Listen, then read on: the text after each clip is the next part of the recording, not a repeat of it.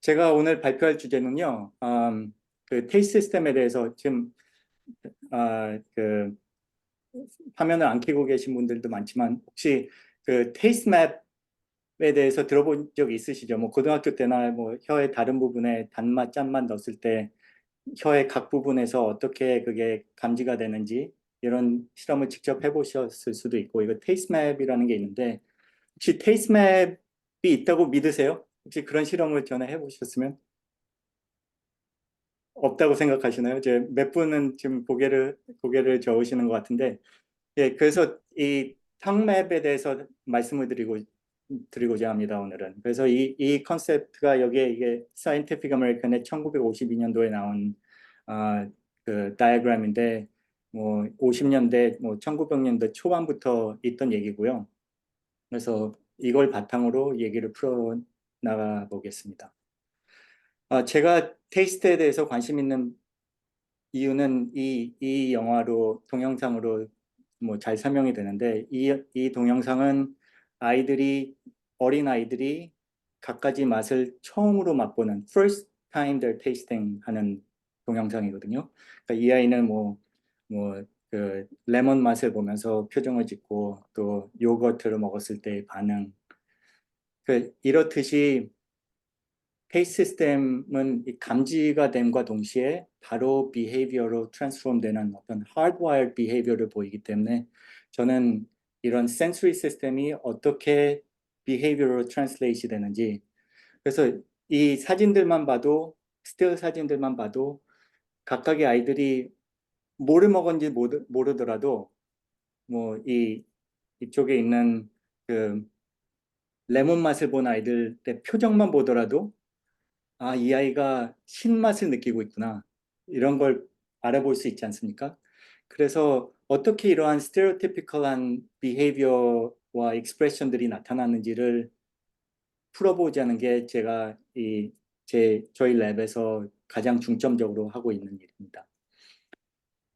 그래서 다시 이제 테이스맵 얘기로 돌아가자면, 테이스맵이 처음에 정립된 거는 1901년도에, 100년도 더 지난 그 독일의 해닉이라는 그 생리학자가 한 실험인데요.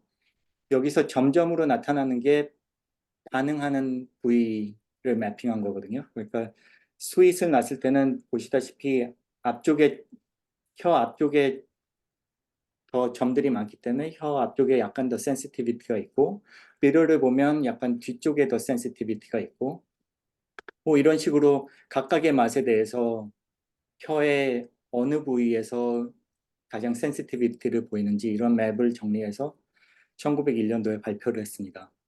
그래서 이거를 뭐 약간 심플리파이 해보자면, 스윗은 혀 앞쪽, 비려는 혀 뒤쪽, salty는 혀 바깥쪽, sour도 혀 이 중간 부분쯤에 바깥쪽, 뭐 이런 식으로 약간은 이렇게 디스트리뷰시 되어 있긴 하지만, 실제로 보시면 점점들이 혀 전반적으로 다 분포되어 있기 때문에, 이걸 또 어떤 식으로 풀이를 해보자면, 뭐 혀 전체에서 각각의 맛을 다 감지를 할 수는 있다라는 식으로 우리가 인터프리트 할 수 있죠.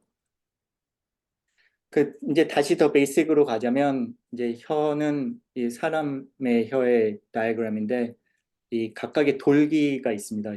이 거울을 보시면 혀에서 이렇게 도드라난 부분 있죠. 그런 게 테이스트 버드가 있는 테이스트 퍼필러인데, 테이스트 퍼필러가 혀 앞쪽에는 이렇게 푼지폼 퍼필러라고 해서 그 버섯 모양의 펀지폼, 이런 푼지폼 퍼필러에는 테이스트 버드가 하나 정도 있고요. 그 다음에 혀 뒤쪽에 이 사이드에 분포되어 있는 폴리에 파필레를 보시면 이렇게 여러 개의 테이스트 버드가 모여 있고, 또 중간쯤에는 circumvallate papilla라는 게 있어서, 이 크로스 섹션을 해보면 이런 식으로 한 각각의 circumvallate papilla에 한 100개 정도의 테이스트 버드가 다 모여 있기 때문에, 이 혀 앞에 폰지폼, 뒤쪽에 폴리액과 circumvallate, 이런 식으로 구조가 여러 가지 구조로 나뉘어져 있지만, 기본적인 단위의 그 테이스트 오르간은 테이스트 버드입니다. 이 테이스트 버드는 이런 모양으로 생겼는데요. 하나의 테이스트 버드에는 한 50개 정도의 테이스트 리셉터 셀이 있습니다. 이게 TRC로 나타나는 테이스트 리셉터 셀이 있고, 그 다음에 이쪽이 이제 에이피컬 사이드인데, 에이피컬 사이드에 무슨 음식물들이나 테이스턴트가 들어갈 수 있도록 이런 테이스트 포어가 있어서, 테이스트 포어가 들어가면 이 테이스트 리셉터 셀들과 를 자극해서 테이스트 인포메이션이 코딩되는 이런 식으로 되어 있고요. 이러한 테이스트 리셉터 셀들은 에피텔리얼 셀입니다. 그래서 이 테이스트 ganglion에서 오는 파이버들과 연결이 돼 있어서 이 각각의 테이스트 리셉터 셀들이 액티베이트 됨으로써 거기에 있는 파트너 뉴런에서 오는 파이버들을 다시 자극해서 테이스트 인포메이션이 브레인으로 전달되는 이런 식으로 되어 있죠. 그러니까 어떻게 보면 제가 늘 이제 자랑하듯이 저희 분야가 중요하다고 하는 식으로 자랑하듯이 하는 말은 olfactory 시스템만 해도 이 sensory 뉴런이 있지 않습니까? 그러니까 신경세포가 분화해서 그 디텍터의 역할을 하는 그런 differentiate된 sensory 뉴런들이 있는 반면에 페이스 시스템은 이런 에피텔리얼 셀들이 그 엔드 오건을 형성하고 있어서 이게 아마도 페이스 시스템이 아주 그 뉴트리언트를 알아내는 거는 아주 원초적인 동물들도 해야 되는 그런 액티비티이기 때문에 굉장히 오래전에 진화한 시스템이 아닐까. 아주 어떻게 보면 그 올팩토리 시스템보다 선행해서 분화된 진화된 시스템이라고 생각이 되고요. 또 그거를 대변해 줄 수 있는 한 가지 재밌는 애넥도트는 여기에 이 테이스트 리셉터 셀과 파이버들이 연결이 되어 있는데 이런 파이버들과 테이스트 리셉터 셀은 시냅스를 형성을 안 하거든요. 제대로 된 시냅스를 형성을 안 하고 그 ATP를 이용한 테이스트 리셉터 셀에서 ATP를 분비하고 그러면 어떤 경로인지는 모르겠지만 아직도 이제 불확실한데 그 테이스트 파이버에서 이 ATP를 감지해서 시그널이 인코딩되는 그러니까 어떻게 보면 뉴런과 시냅스가 분화하기 이전에 생긴 시스템이 아닐까라고 저는 생각하고 있습니다.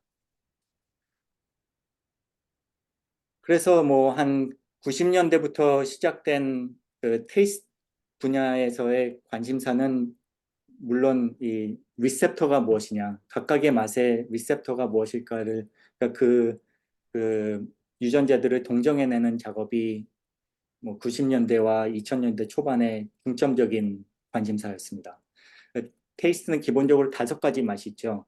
하나는 그 단백질 맛인 우마미, 그다음에 그 탄수화물의 맛을 감지하는 스위트, 그다음에 뭐 톡신들을 감지할 수 있는 그 쓴맛, bitter, 그다음에 소디움을 감지하는 짠맛, 그리고 그 sourness는 그 acidity를 감지할 수 있고요. 그러니까 이렇게 보시면 그 우마미, 스윗, 소디움, 그러니까 우리 몸에 가장 필요한 영양소들을 감지할 수 있는 맛들은 기본적으로 appetitive taste가 있어서 아주 stereotypical하게 hardwired된 반응을 보여서 우리가 섭취를 할 수 있도록 행동을 하게 되어 있고요. 그 다음에 톡신들은 주로 쓴맛을 갖기 때문에 그 쓴맛을 감지했을 때는 그 뭐 뱉어내거나 토하거나 리젝트하는 스테레오티피컬한 비헤이비어를 보이고 또 신맛은 어디서 유래를 했을까 생각을 해보면 신맛은 일단 상한 음식이 신맛이 나는 경우가 많죠. 뭐 우유가 상했거나 그랬을 때 신맛을 갖는 경우도 많고 그 다음에 익지 않은 과일들 unripe fruit 같은 경우도 신맛을 보이기 때문에 신맛 역시 뭐 생쥐나 모델 시스템에서도 쉽게 보듯이 즉각적으로 리젝트하는 식으로 hardwired된 behavior를 보입니다. 각각의 맛을 보자면 대부분은 우마미, 스윗 같은 경우에는 G 프로틴 커플 리셉터가 가 있어서 그 TNR1이라는 아미노산들을 감지할 수 있는 G 프로틴 커플 리셉터와 코 리셉터인 TNR3가 두 헤테로다이머를 이뤄서 우마미 맛을 감지하고요. 감칠맛.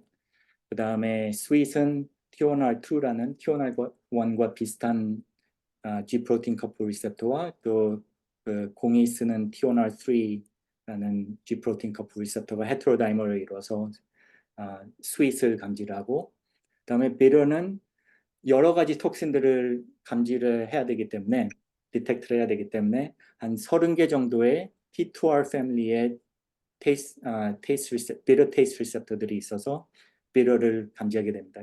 이제 30개가 다 헤테로다이머를 이루면서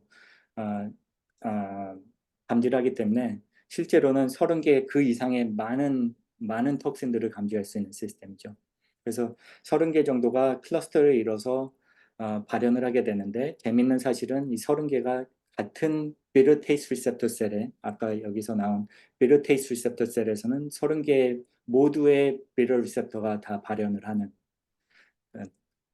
그런 식으로 스트럭처가 이루어져 있습니다. 그 다음에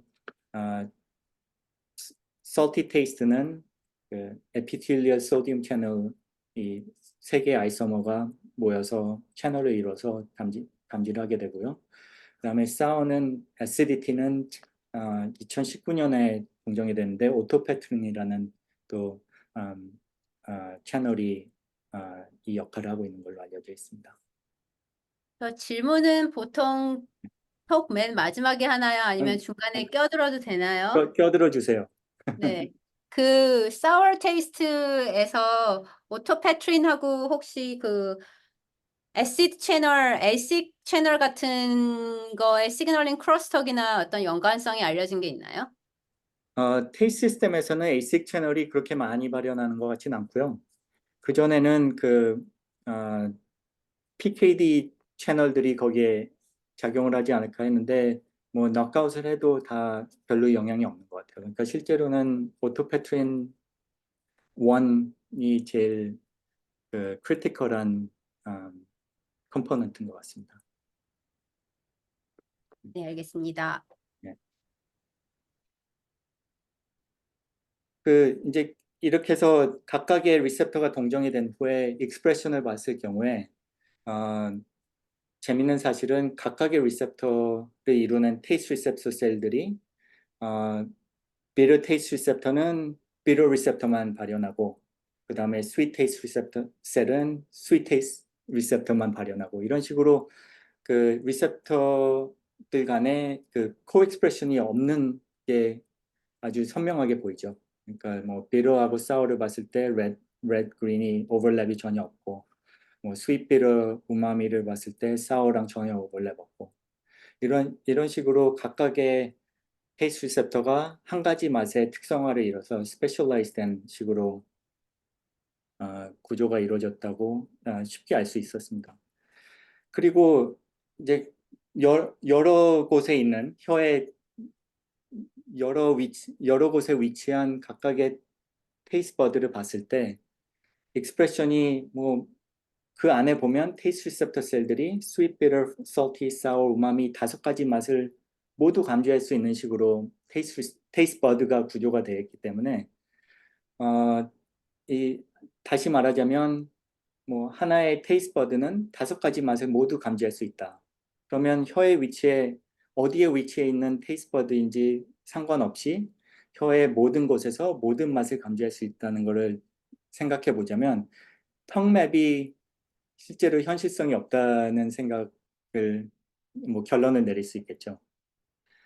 그러면서 이제 테이스트 리셉터의 동정과 아울러 이 턱맵이 전혀 근거가 없는 잘못된 얘기다라는 이야기가 다시 대두되기 시작합니다. 그래서 뭐 우리 아직도 아마 여기에 미국의 고등학교에서 턱맵 같은 거, 테이스맵 같은 걸 많이 가르치는 걸로 알고 있는데, 이게 잘못된 지식을 고등학교에서 교육을 하고 있는 게 아니냐, 이런 식의 얘기들이 많이 나오고 있습니다.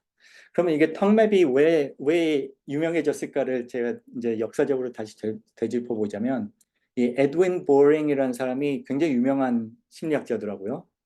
이런 이 보신 적 있을 텐데 이런 그림 보신 적 있으시죠?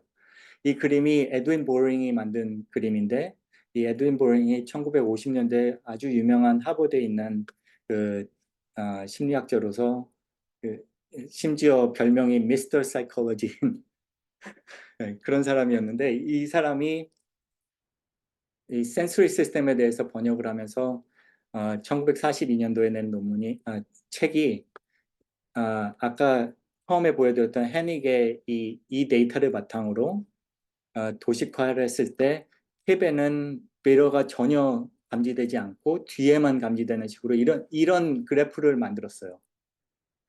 여기 보면은 굉장히 과장해서 해석을 한 거죠. 헤닉의 데이터를.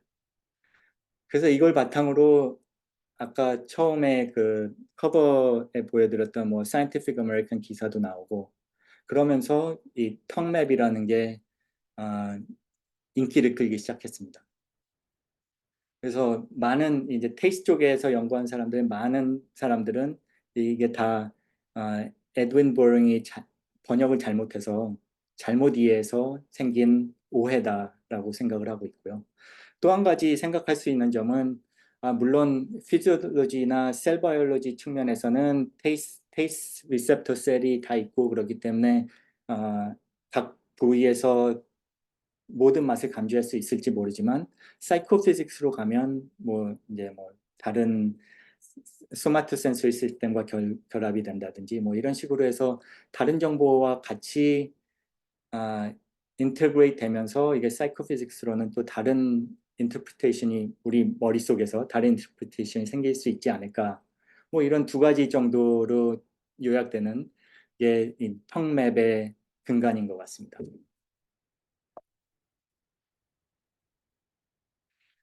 이제 다시 좀 더 바이올로지 쪽으로 들어와서 생각을 해보자면 아까도 말씀드렸지만 테이스트는 테이스트 버드에서 감지가 되고요. 뭐 혀에서 말씀드렸던 뭐 세 가지 푼지폼 폴리엣 서큘레 파필라에 모여 있는 테이스트 버드.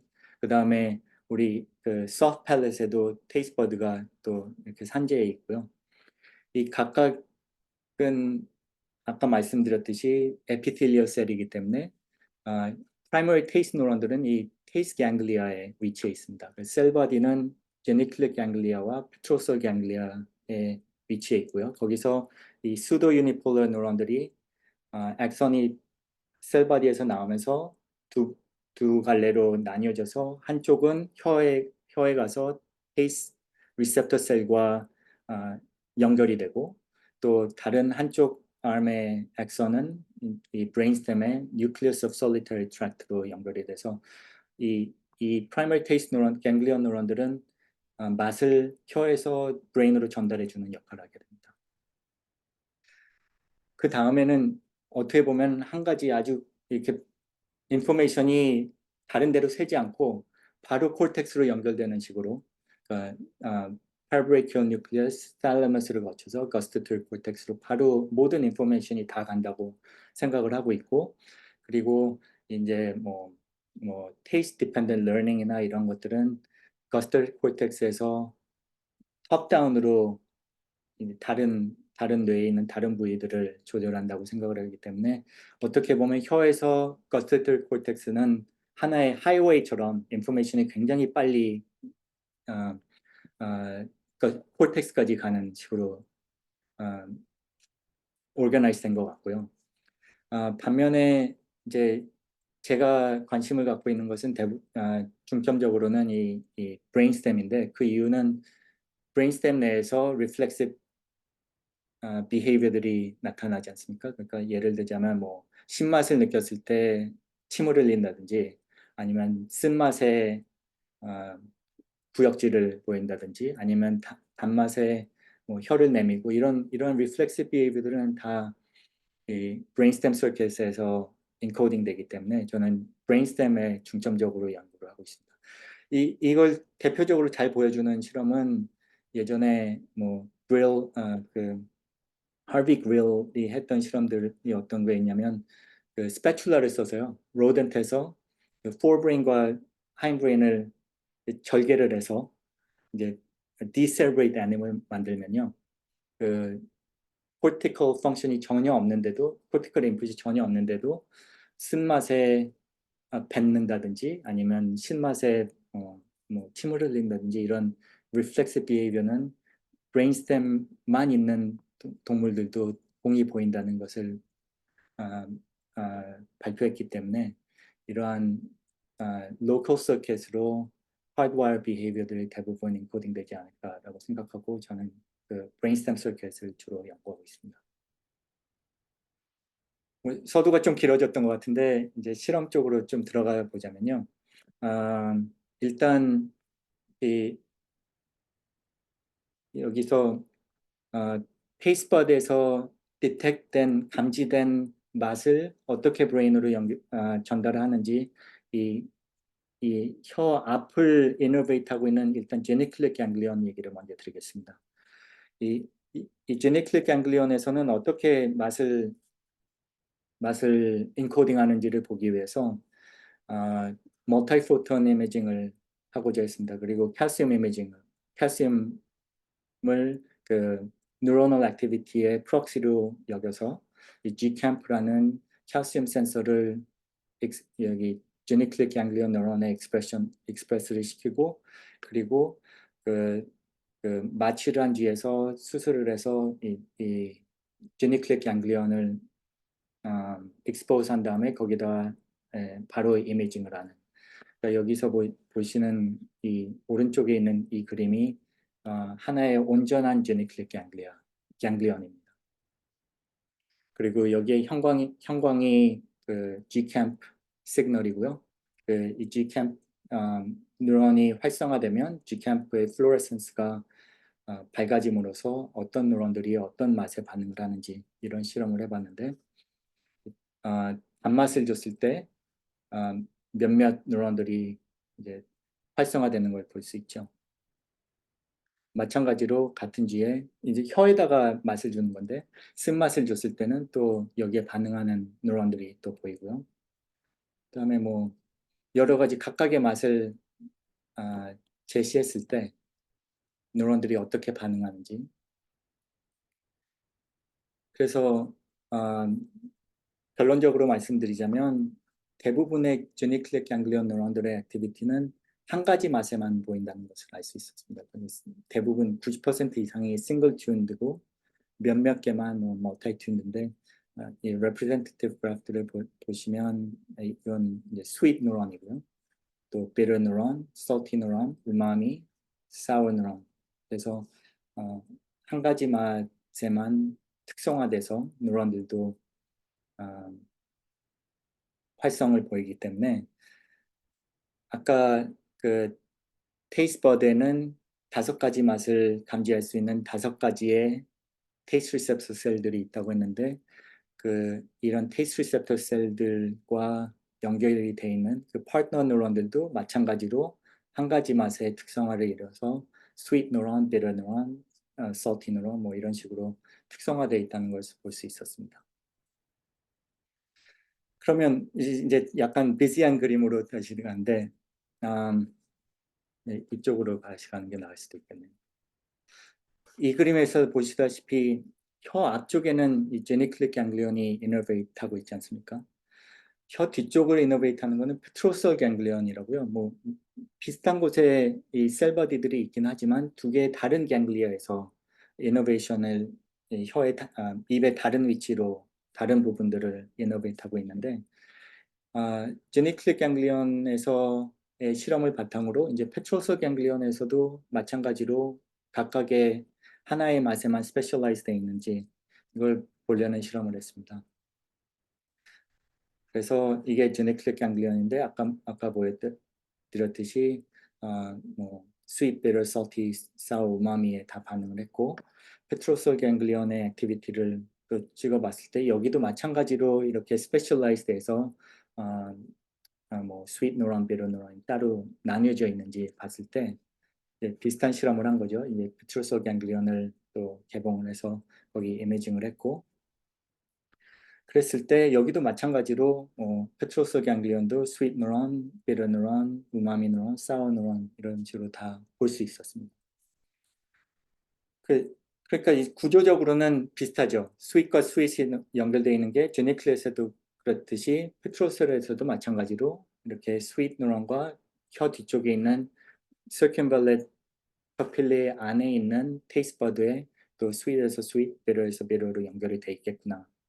네, 이걸 볼 수 있었는데 재밌는 현상은 각각을 다 컬렉트해서 제네클렛 뉴런에서의 반응도를 봤더니 여기 뭐 얼핏 보셔도 아시겠지만 스윗에 대한 반응하는 뉴런들이 굉장히 많았죠. 그리고 혀 뒤쪽을 이너베이트하는 피트로스 ganglion에서는 또 비르에 반응하는 뉴런들이 훨씬 많고 이렇게 해서 이걸 파이 차트로 놓고 봤을 때 혀 앞을 이너베이트하는 제네클렛과 혀 뒤를 이너베이트하는 피트로스 ganglia의 그 뉴런들의 분포가 다르다는 것을 금방 볼 수 있었습니다.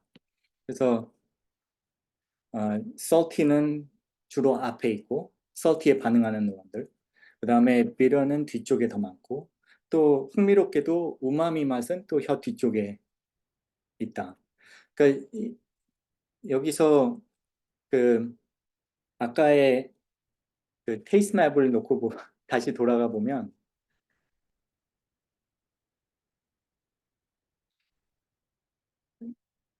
어떻게 보면 신기하게도 혀 앞쪽에 스윗에 대한 센시티비티가 많다고 했는데 ganglion 레벨에 갔을 때 이게 선명하게 보이더라고요. 혀 앞쪽에는 스윗, 혀 앞을 이너베이트하는 뉴런들은 스윗에 반응하는 뉴런들이 많고 혀 뒤를 이너베이트하는 뉴런들은 비러를 센시티브한 뉴런들이 많고 근데 이게 뭐 사람들이 설명하기로는 특히 비러 같은 경우에 이게 혀 뒤쪽에 있는 이유는 쓴맛은 보통 이제 독소들이 많은데 혀 뒤쪽까지 뭐를 어떤 쓴맛을 느꼈으면 이걸 바로 뱉어내야 되는 이게 마지막 관문이 될 수 있는 우리가 섭식하기 전에 마지막 관문이기 때문에 비러가 혀 뒤쪽에 센시티브하는 게 당연하지 않느냐 이런 식으로 설명한 사람들이 많이 있고요. 뭐 salty나 sweet 같은 경우에는 혀 앞에서 우리가 혀를 살짝 내밀어서 뭐 맛을 본다든지 할 때 sweet이나 salty 같은 거에 센시티비티가 높으면 이게 유리하지 않을까 이렇게 설명할 수 있지만 우마미는 아미노산 맛인데 이게 왜 뒤에 있는지 알 수가 없는 거예요. 왜 우마미 맛이 혀 뒤쪽에 있는 뉴런들이 센시티브하게 감지를 할까? 실질적으로 저희가 제네클릭 ganglion 데이터를 자세히 보면 우마미에만 특이적으로 반응하는 뉴런들은 그렇게 많이 없거든요. 뭐 한 1, 2%도 안 됩니다, 실제로. 그러니까 단백질 맛은 어떻게 보면 혀 뒤쪽에서 더 감지를 잘할 수 있다는 얘기가 되죠. 그래서 이게 뭐 뉴런 레벨에서는 이런 차이가 있는데 이게 무슨 의미가 있을까 저희가 고민을 해봤는데 그래서 이게 어떤 physiological response가 혀 앞과 뒤에 이런 차이가 physiological response 차이로도 다시 나타나는지를 보기 위해서 혀의 앞부분과 뒷부분을 나눠서 이제 스포이드로 한 방울씩 뭐 단맛, 짠맛, 쓴맛 이걸 놓고 그 다음에 그 한 방울씩의 각각의 맛을 줬을 때 침이 어느 정도 생성이 되는지 그걸 비교해 봤습니다. 그렇게 봤을 때 혀 앞에 우마미, 스윗, 비러의 혀 앞에 놨을 때 침이 많이 분비가 됐는데 어, 의외로 또그 혀 뒤쪽이죠. 혀 뒤쪽에 우마미, 스윗, 비러에 대해서 반응을 많이 했고, 그래서 우마미가 여기서 보이다시피 혀 뒤쪽에서 우마미를 잘 감지한다고 했는데, 혀 뒤쪽에 우마미 그 아미노산 한 방울을 떨어뜨렸을 때 거의 침이 많이 분비가 되는 혀 전체적으로. 그렇기 때문에 이게 피지올로지컬하게도 의미가 있는 것 같습니다. 이걸 다시 도식화해서 보이자면 그래프로 보여드리면 우마미를 혀 뒤쪽에 떨어뜨렸을 때 훨씬 많은 양의 침이 생성이 되는.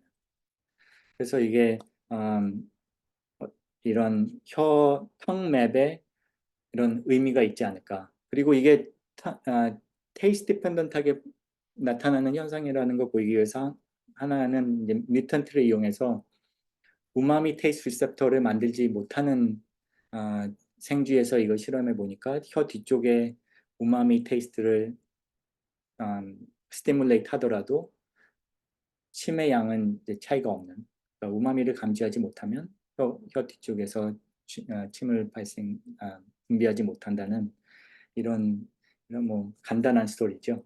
그래서 결론적으로 여러 가지 를 말씀드렸는데 결론 서머라이즈를 하자면 우마미 리스폰스는 혀 뒤쪽에서 많이 보이고 그 다음에 비러와 salty도 이제 어느 정도의 테이스트 매프가 있고 그래서 제가 처음에 컬러링에서 보여드렸던 것처럼 단맛은 앞에만 있고 쓴맛은 뒤에만 이렇게 완전히 구분된 건 아니지만 이런 식으로 약간은 섞여 있긴 하지만 그래도 어느 정도 regional specialization이 있다는 이런 이런 것을 볼 수 있었습니다. 그래서 뭐 이 연구는 제가 포스닥 때부터 아주 같은 랩에 있었던 린지 맥퍼슨이랑 같이 한 연구고요. 그때 베이메이트였는데 둘이 잘 어울렸던 그 인연으로 각각 자리를 잡고도 이 친구는 이제 UT 샌안토니오에서 조교수를 하고 있는데 그 후로도 뭐 한 달에 여러 차례 뭐 연락하면서 서로 아이디어도 공유하고 뭐 콜라보레이트 하고 그래서 그리고 저희 랩에서는 이 논문에는 자하우라는 포스닥이 열심히 일을 해서 공연을 했고 공헌을 했고 제가 이 린지 얘기를 하면서 제가 늘 저희 랩에 있는 사람들끼리 뭐 이렇게 다툼이 있거나 그러면 늘 하는 얘기가 이때 사귀어둔 그 인연이 평생을 가니까 참고 잘해줘라고 늘 얘기를 합니다. 그래도 쉽지 않더라고요. 예, 어쨌든 제가 준비하는 거는 이 정도고요. 그 나머지 시간은 뭐 질문도 받고 그다음에 뭐 이외의 얘기도 뭐 편하게 했으면 좋겠습니다. 네, 감사합니다.